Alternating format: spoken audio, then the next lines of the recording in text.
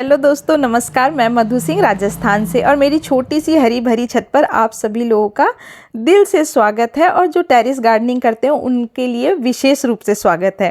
तो चलिए, आज है दिसंबर महीने की 7 तारीख और जो आज मैंने वीडियो शूट किया है और मैंने आज जो टॉपिक बनाया है वो टॉपिक ये है कि अब सारे पौधे करीब करीब फ्लावरिंग पर आए हुए हैं। मेरे पौधे या जिन लोगों ने लगाए होंगे, जिन्होंने अक्टूबर के महीने में लगा दिए थे, उनके पौधे अब 60 दिन के होकर के फ्लावरिंग पर आ चुके होंगे। तो आज जो वीडियो बना है ये इसका सबसे अहम मुद्दा क्या है कि जब पौधा फ्लावरिंग से फ्रूटिंग की तरफ होता है तो बहुत बार ऐसा होता है कि पौधा हमने लगाया, बिल्कुल सही रहा, ठीक है, पौधा बिल्कुल सही कंडीशन में बढ़ गया। उसके बाद पौधों में फ्लावरिंग आ गई, फ्लावरिंग से पौधे ने फ्रूटिंग स्टार्ट कर दी, ठीक है, जैसे मेरे पौधे में फ्रूटिंग हो रही है। आप किसी भी तरीके का पौधा ले लीजिए, टमाटर ले लीजिए या बैंगन ले लीजिए या मिर्ची ले लीजिए, जो भी XYZ आप कोई सा भी। तो जब पौधा फ्लावरिंग से फ्रूटिंग की तरफ होता है और जब फ्रूटिंग पौधों में आ जाती है, उसके बाद कम से कम 10 दिन के बाद जब आपको ऐसा लगेगा कि जो फल हमारा बन रहा है, जो बैंगन है, टमाटर है, मिर्ची है, आपने बहुत बार देखा होगा कि वो पूरी तरीके से मैच्योर हुए बगैर पौधों से गिर जा रहा है।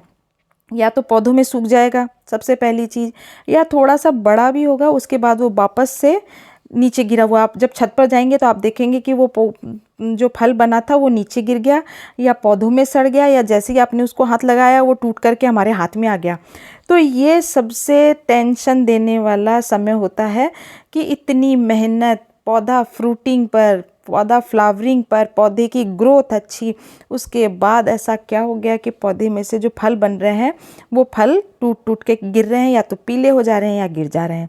तो आज जो मैं आपको वीडियो में बताऊंगी और मैं यही बताऊंगी कि आखिर ऐसी क्या कमी रह जाती है पौधों में, जो यहाँ तक पहुँचने के बाद, एक लंबा साइकिल पूरा करने के बाद, उसके बाद हमारे को ये रिज़ल्ट हाथ लगता है। तो इस तरह की जो आज वीडियो है वो इसी टॉपिक को लेकर के है और ये एक बहुत ही खास और बहुत ही अहम मुद्दा है। तो सबसे पहले देख लीजिए, एक बार टेरेस का व्यू देख लीजिए। मिट्टी है जो खाली करी थी वो 2 से 3 दिन तक की उसको धूप अच्छी तरीके से लगा दी जा रही है और बाकी पहले वाली मूली ख़त्म हो चुकी है और नई मूली जो लगाई थी करीबन 25 दिन पहले लगाई थी वो यहाँ तक पहुँच चुकी है। 20 से 25 दिन पहले इनको लगाया था और ये बहुत ही अच्छी तरीके से बढ़ रही है। और साथ में ये टमाटर का पौधा है, ये भी फ्लावरिंग पर। तो मैंने जो भी पौधे लगा रखे हैं, जैसे मैंने टमाटर लगा रखा है, मिर्ची है, फ्रेंच बीन्स है और बैंगन है, और हाल फिलहाल तो अभी ये है, और पालक बथुआ, ये तो खैर अलग कहानी है इनकी। देखिए, पालक का नाम लिया, पालक आपको दिखेगा, पालक भी बहुत अच्छी कंडीशन में है, धनिया भी बहुत अच्छी कंडीशन में है, लाल भाजी भी बहुत अच्छी कंडीशन में, सब कुछ बहुत अच्छी कंडीशन में है। और देखिए ये फ्रेंच बीन्स है, इन पर भी अब आप देखिए, इन पर आप गौर से देखेंगे तो आपको महसूस होगा कि इसमें फलियाँ बनना शुरू हो गई हैं। और आपको देखिए, आप देखिए कि इसमें फली बन रही है। तो ये जो फली बन रही है ये इस चीज़ का मतलब इशारा करती है कि अभी तक पौधों की हालत बिल्कुल सही कंडीशन में है कि फ्लावरिंग होते ही और उसके बाद फली कंटिन्यू बनने लगी। अगर सब कुछ सही रहा तो मैं एक दिन इसकी हार्वेस्टिंग की वीडियो भी आपको दिखाऊंगी। मैं यही आशा करती हूँ और मैं जी जान लगा करके कोशिश करती हूँ कि फ्लावरिंग से फ्रूटिंग तक का समय और उसके बाद कि किन चीज़ों की देखभाल सबसे इम्पॉर्टेंट होती है, जिससे हमको ये जो भी फल हमने लगाए हैं, जो भी सब्जियां लगाई है, वो हमको मिल सके। तो देखिए इस तरीके से, और मैंने जो भी पौधे लगाए हैं वो सब बिल्कुल सही तरीके से सक्सेस हुए हैं।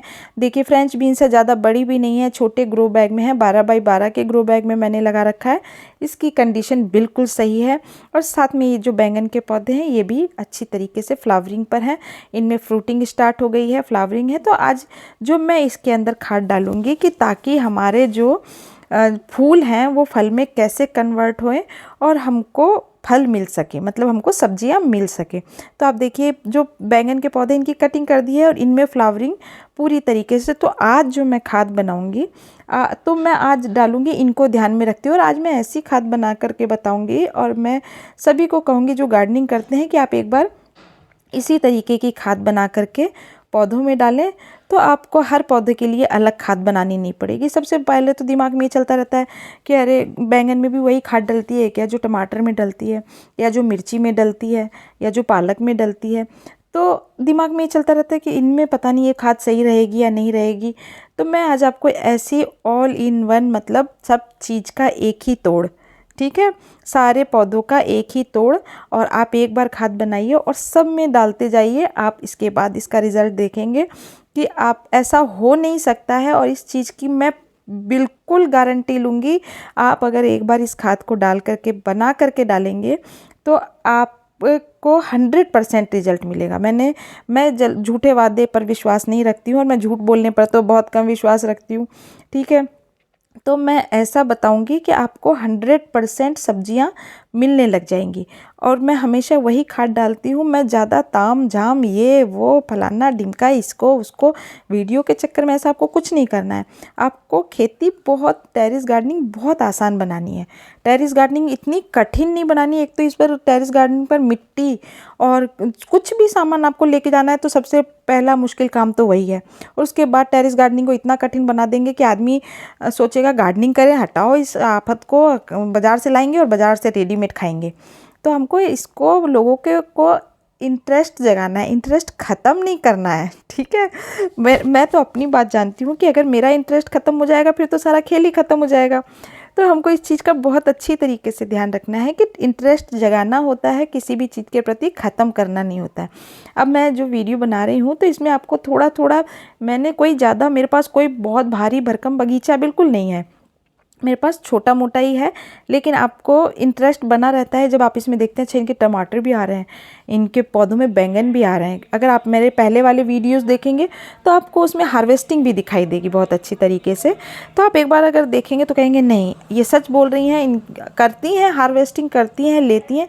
और मैं अपने वीडियो पर ज़्यादा विश्वास रखती हूँ। मैं किसी का इधर उधर का था, मतलब ये नहीं कि उसकी क्लिप्स ले ली और उसमें से डाल दिया, इस पर मैं बिल्कुल विश्वास नहीं रखती हूँ। अरे मैं अच्छा आपको तब बता पाऊँगी ना जब मैंने खुद अच्छा किया होगा। तो चलिए छोड़िए ये सब बातें, और अब आते हैं कि आज मैंने जो खाद बनाई है और मैं इनमें कौन सी खाद डालूंगी। देखिए सबसे पहले तो मैंने ली है ये गोबर की खाद। और आपको इस चीज़ का ध्यान रखना है, बहुत लोग नहीं समझ पाते हैं बेचारे, जो नए गार्डनर होते हैं उनको नहीं पता चलता है कि गाय का, जब हम बोलते हैं कि काऊ डंक लें, पुराना काऊ डंक लें, सड़ा हुआ काऊ डंक लें, तो वो सड़ा हुआ का मतलब समझ नहीं पाते कि सड़ा हुआ कैसा मतलब। तो देखिए ये जो काऊ डंक है, ये 2 से 2.5 साल पुराना काऊ डंक है। ये जहाँ गोबर फेंकी जाती है वहाँ से मैंने ये काऊ डंक लिया है। तो देखिए जो काऊ डंक अगर अच्छा होगा बिल्कुल पूरी तरह, तो ये भुरभुरा इस तरीके से रेत के रूप में ये कन्वर्ट हो जाएगा। ये ऐसा लगेगा कि जैसे हमने काली मिट्टी उठा रखी है हाथ में। तो जो हम कहते हैं ना, अधिकतर बहुत बार कहते हैं कि सड़ा हुआ काऊ डंक हो, मतलब बहुत पुराना गाय का गोबर हो, बहुत पुराना गाय का गोबर हो, तो ये वाला गोबर है, ठीक है। बहुत बेचारे कन्फ्यूज आते हैं कि सड़ा हुआ पता नहीं क्या है, सड़े हुए से कैसे, नहीं, इस तरीके से। तो इसमें जो फफूंद लगने की संभावना पौधों में रहती है वो न के बराबर होती है। और देखिए सबसे पहले तो मैंने लिया है इसमें 40% काऊ डंक, और उसके बाद ले ली है, ये बहुत ही इम्पॉर्टेंट है सर्दियों के लिए, तो मैंने ये ली है मैंने सरसों की खली ली है। और सरसों की खली को मैंने बहुत ही अच्छी तरीके से थोड़ा दरदरा सा कूट लिया है। मैं इसको लिक्विड फॉर्म में नहीं डालूंगी, मैं इसमें डालूंगी क्योंकि मैं भी सारी मतलब मिट्टी के रूप में ले रही हूँ। काऊ डंक लिया है तो मैंने इसको भुरभुरा सा पीस लिया ताकि ये धीरे धीरे पौधों में, क्योंकि अभी मौसम ओस का है तो धीरे धीरे ओस गिरती रहती है पौधों पर, तो धीरे धीरे जब ओस गिरती है तो उससे धीरे धीरे पौधों में जाता रहता है। अब मैं एक बार इसको डाल दूंगी तो मेरे को अब बिल्कुल भी, जब तक पौधे की पूरी तरह से ख़त्म नहीं हो जाएगा तब तक अब हमको उसको मैं खाद डालने की ज़रूरत बिल्कुल नहीं पड़ेगी। और देखिए ये तीसरे नंबर पर जो मैंने लिया है हो गया काऊ डंक हो गया, और साथ में सरसों की खली हो गई, काऊ डंक हो गया, सरसों की खली हो गई, बर्मी कंपोस्ट हो गया, 40% मैंने बर्मी कंपोस्ट है। और देखिए ये सबसे बड़ी बात क्या है, ये जो मैंने लिया है ये मैंने लिया है बोन मील। बोन मील पौधों के लिए बहुत ही, मतलब जिस तरीके से हम सब्जी रोटी खाते हैं लेकिन हम सैलेड क्यों खाते हैं, हम सैलेड इसलिए खाते हैं कि ताकि वो हमारे शरीर में बहुत ही अच्छी तरीके से पूर्ति कर दे जिस चीज़ की कमी है, या हम घी किस लिए खाते हैं। तो ये जो ये बोन मील है ये पौधों में सेम वही काम करता है। इसमें कैल्शियम की इतनी मात्रा होती है और पौधों को प्रॉपर कैल्शियम इसी से मिल पाता है। तो अगर आप मतलब गार्डनिंग करते हैं और अगर आप नॉन वेजिटेरियन है, सॉरी, तो अब उसका तो कोई तोड़ नहीं है मेरे पास। फिर तो आप केले के छिलके डालें या चौक का बुरादा डालें या सैंडस्टोन डालें, यही सब। लेकिन जो लोग, अगर आप इस तरीके से भी आप ला करके और हाथ से मत छुइए, और तो क्या किया जा सकता है।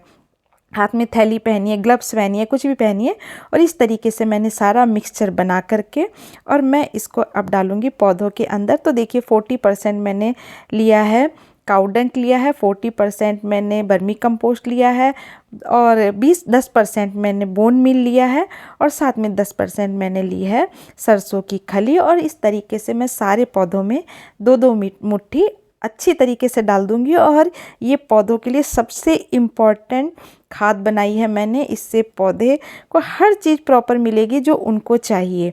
आप एक बार सोचिए कि इसमें सारी चीज़ें हैं। अब इसके बाद आपको कम से कम महीने 1.5 महीने के लिए पौधों में किसी तरीके की खाद डालने की ज़रूरत नहीं है, जब तक कि एक बार हम हार्वेस्टिंग करेंगे। उसके बाद मैं वीडियो बताऊँगी कि अब हमको इतनी स्ट्रॉन्ग खाद बिल्कुल नहीं डालनी है। मेरा वीडियो पसंद आए तो प्लीज़ लाइक